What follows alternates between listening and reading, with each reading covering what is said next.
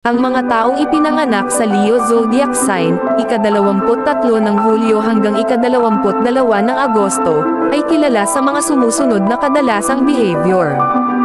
1. Kumpiyansa at may tiwala sa sarili. Ang mga Leo ay likas na may tiwala sa sarili at hindi natatakot ipakita ang kanilang mga kakayahan. 2. Mapagbigay at mapagmahal. Sila ay kilala sa kanilang pagmamahal sa mga taong nakapaligid sa kanila at handang tumulong sa iba. 3. Malakas ang personalidad. Ang mga Leo ay may matibay na personalidad at hindi madaling maimpluwensyahan ng iba.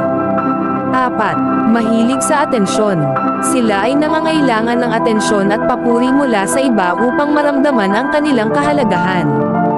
5. Matapang at determinado. Ang mga Leo ay hindi natatakot sa mga hamon at handang magtrabaho ng mabuti upang makamit ang kanilang mga layunin. 6. Mayabang at mapagmataas. Minsan, ang mga Leo ay maaaring maging mayabang o mapagmataas dahil sa kanilang kumpiyansa sa sarili. 7.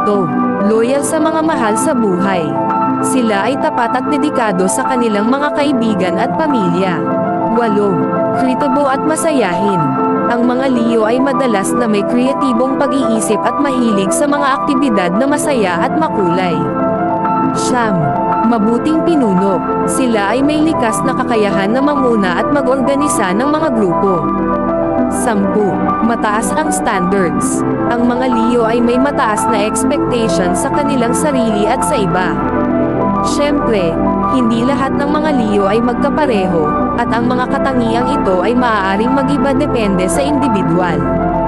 Ikaw na nanonood, anong aspeto ng personalidad ng Leo ang gusto mong malaman pa? Sana'y nagustuhan mo ang video na ito, at huwag kalimutang mag-follow sa aking account para mas subaybayan mo pa ang mga susunod na video na i-upload ko. Mag-iingat ka palagi at salamat!